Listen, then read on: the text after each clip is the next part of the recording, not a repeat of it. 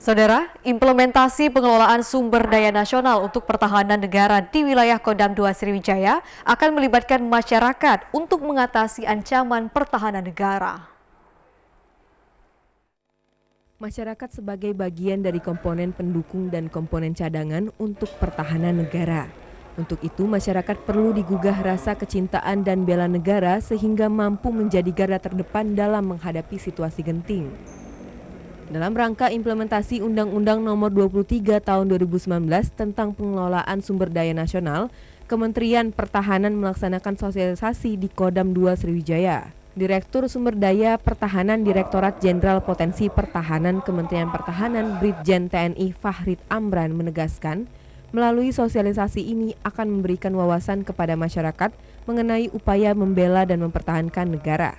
Jadi ini penting disosialisasikan, Mbak, karena undang-undang ini baru terbit dan baru ditandatangani oleh Bapak Presiden tanggal 24 Oktober 2019, yaitu Undang-Undang Nomor 23 Tahun 2019 tentang pengelolaan sumber daya nasional untuk pertahanan negara, yang menyatakan bahwa rakyat itu berhak dan wajib ikut serta dalam usaha pembelaan negara, dan rakyat juga berhak dan wajib dalam usaha pertahanan dan keamanan negara.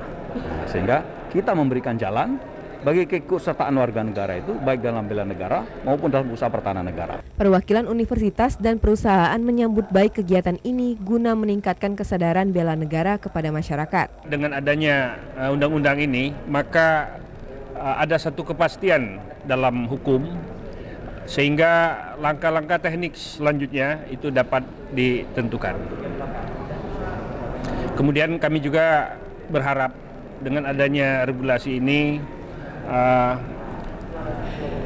bisa memberikan satu dampak yang positif kepada mereka yang berminat untuk menjadi komponen cadangan ya. Program terkait pertahanan dan keamanan yang dilakukan oleh kementerian ini sangat bagus sekali, Bapak.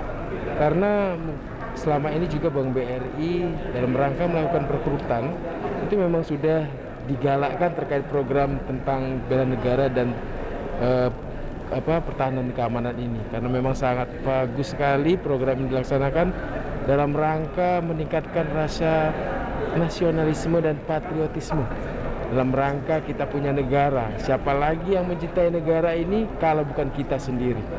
Saudara, perekrutan komponen cadangan ini sebagai bentuk upaya dari Kementerian Pertahanan untuk bela negara, sesuai dengan yang diamanatkan oleh Undang-Undang Nomor 23 Tahun 2019 tentang pengelolaan sumber daya nasional untuk pertahanan negara.